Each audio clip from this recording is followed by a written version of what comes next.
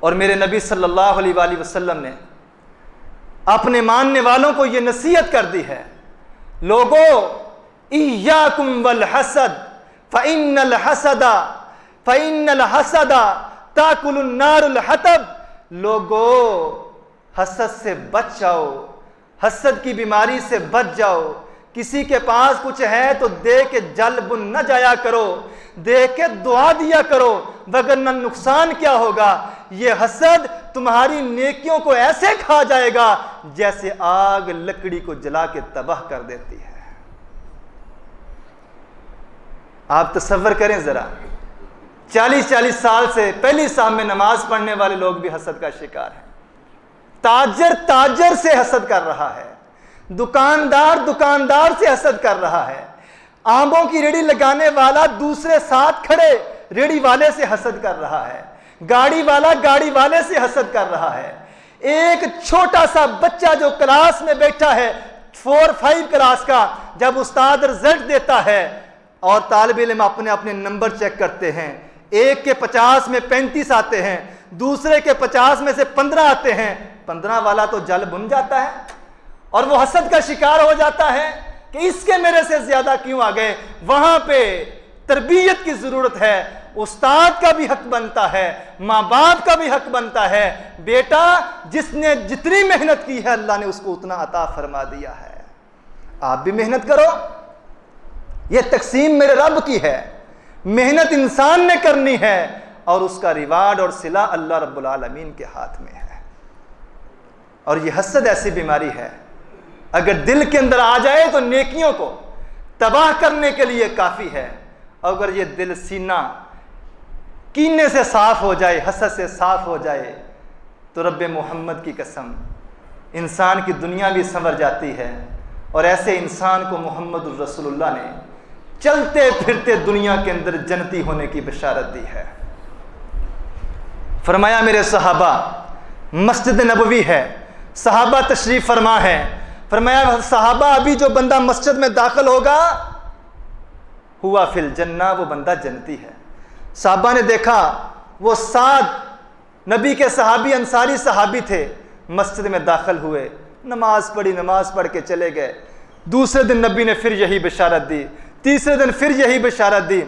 ابھی جو بندہ مسجد میں آئے گا وہ بندہ جنتی ہے۔ عبداللہ بن عمر بن عاص رضی اللہ تعالیٰ عنہ حسد نہیں کیا کہ نمازیں ہم بھی پڑھتے ہیں، نبی اس کو جنت کی بشارت دے رہے ہیں، نبی خود نہیں دے رہے، نبی کو جبریل نے بتلایا ہے،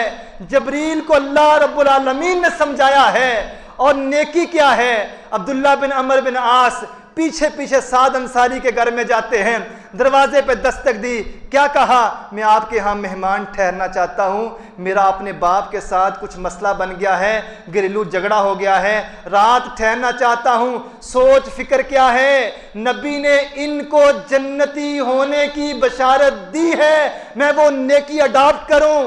میں وہ نیکی اپناؤں، میں اس نیکی کو تلاش کروں، اپنی زندگی کا اوڑھنا بچھونا بناؤں، تاکہ میں بھی محمد الرسول اللہ صلی اللہ علیہ وآلہ وسلم کی زبان اطہر سے جنتی ہونے کی بشارت حاصل کر سکوں۔ کہتے ہیں رات گزری، ساری رات سعد انصاری سوئے رہے اور میں ایک پل کے لیے بھی نہ سویا، وقفے سے اپنی چادر ہٹا کے دیکھتا سعد لیٹا ہے یا اٹھ گیا ہے عبادت کرنے کے لیے، ساری رات سوئے، ہاں جب کروٹ بدلتے تو اللہ اکبر سبحان اللہ الحمدللہ اللہ کا ذکر کرتے ہوئے پایا، لیکن فجر کی اذانیں ہوئی، نماز سعد نے بھی پڑھی، میں نے بھی پڑھی، پوری رات مجھے وہ نیکی نظر نہ آئی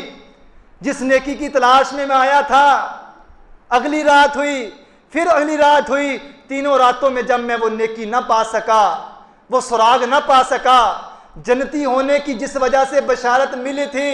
تو میں نے کہا السلام علیکم، میں چلتا ہوں اور جاتے جاتے بتا دوں کہ میرا اپنے باپ کے ساتھ کوئی جھگڑا نہیں، میں تو اس لیے آیا تھا، میں نے رسول مکرم کی زبان اطہر سے اے میرے بھائی تیرے لیے جنت کی بشارت سنی تھی، میں چاہتا تھا وہ نیکی میں بھی سیکھ لوں، وہ نیکی میں بھی جان لوں، میں بھی اس پر عمل کروں اور اللہ کے رسول کا محبوب بن جاؤں۔ وہ نیکی مجھے مل نہ سکی، اللہ کا واسطہ ہے مجھے بتا دے وہ نیکی کون سی ہے۔ سعد انصاری کہتے ہیں یا نیکیاں تو وہی ہیں جو آپ کرتے ہیں، ہاں ایک بات ضرور ہے، لا اجد فی نفسی لأحد من المسلمین غشا، اللہ کی قسم جب ہر رات میں سونے سے پہلے نماز سے فارغ ہو کے، وضو سے فارغ ہو کے اپنے بستر پہ آتا ہوں، سونے سے پہلے میں 2-4 منٹ اپنے رب سے باتیں کرتا ہوں، میں اپنے رب سے کہتا ہوں اے اللہ آج پورے دن میں اگر کسی نے میرے ساتھ زیادتی کی ہے، مجھے برا بلا کہا ہے، میرا دل دکھایا ہے، اے اللہ میں نے اس کو معاف کیا، ربا تو بھی اس کو معاف فرما دے۔ لا اجد فی نفسی لأحد من المسلمین غشا،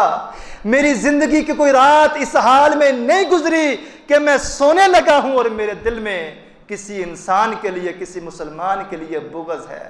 حسد ہے، کینہ ہے، میں اپنے دل کو صاف کر کے سوتا ہوں۔ اور یہی وہ ایک نیکی ہے جس کی بنا پہ مدینے میں چلنے والے اس انصاری صحابی کی ادا کو اللہ نے آسمان پہ دیکھا۔ وہ جو سینوں کے بیدوں سے واقف ہے، وہ راتوں کے معاملے کو بھی جانتا ہے، دن کے معاملے کو بھی جانتا ہے، یہ دل صاف کر کے سونے والی ادا آسمان پہ اللہ کو اتنی پسند آتی ہے کہ خوشخبری جبریل کو دی ہے، جبریل نے پیغام بشارت محمد الرسول اللہ کو دیا ہے، اور اللہ کے رسول نے مسجد نبوی میں صحابہ کے جرمٹ میں بیٹھ کے اس صحابی کی تعریف کرتے ہوئے اس کو دنیا میں جنت کی بشارت دے دی ہے کہ رب کا فرمان ہے جو اپنے سینے کو صاف کر لے، اللہ کی طرف سے دنیا میں اس کے لیے بشارت ہے کہ جب یہ فوت ہوگا، جب دنیا سے رخصت ہوگا، جنت اس کی منتظر ہوگی۔ اللہ مالک سے دعا ہے اللہ ہمیں اپنے سینے سے بغض، حسد، کینہ، نفرت نکالنے کی توفیق عطا فرما دے۔ اللہ نے جو دیا ہے، جتنا دیا ہے، مولا اس پہ راضی رہنے کی توفیق عطا فرما۔ کسی کو اگر کچھ ملا ہے اللہ دعا دینے کی توفیق عطا فرما۔ فائدہ کیا ہوگا؟ میرے نبی نے فرمایا جب بندہ اپنے مسلمان بھائی کے لیے یدعو لأخیہ بظہر الغیب، وہ دیکھ نہیں رہا، اس کی غیر موجودگی میں ہاتھ اٹھا کے کہتا ہے اللہ اس کو اولاد دے دے، اللہ اس کے رزق میں برکت پیدا فرما دے، اللہ یہ بیمار ہے اس کو شفا دے دے، اللہ یہ پریشان ہے اس کی پریشانیوں کو خوشیوں میں بدل دے۔ میرے نبی نے فرمایا اللہ رب رحمان کا ایک فرشتہ پاس بیٹھا ہوا کہتا ہے اللہ جو کچھ یہ اپنے مسلمان بھائی کے لیے مانگ رہا ہے والا کا بھی مثلی، اللہ وہ نعمتیں اس دعا کرنے والے کو بھی عطا فرما دے۔ اللہ ہمیں فراخ دلی عطا فرما دے، صبر شکر کرنے والا دل دماغ عطا فرما دے۔ وآخر دعوانا ان الحمدللہ رب العالمین۔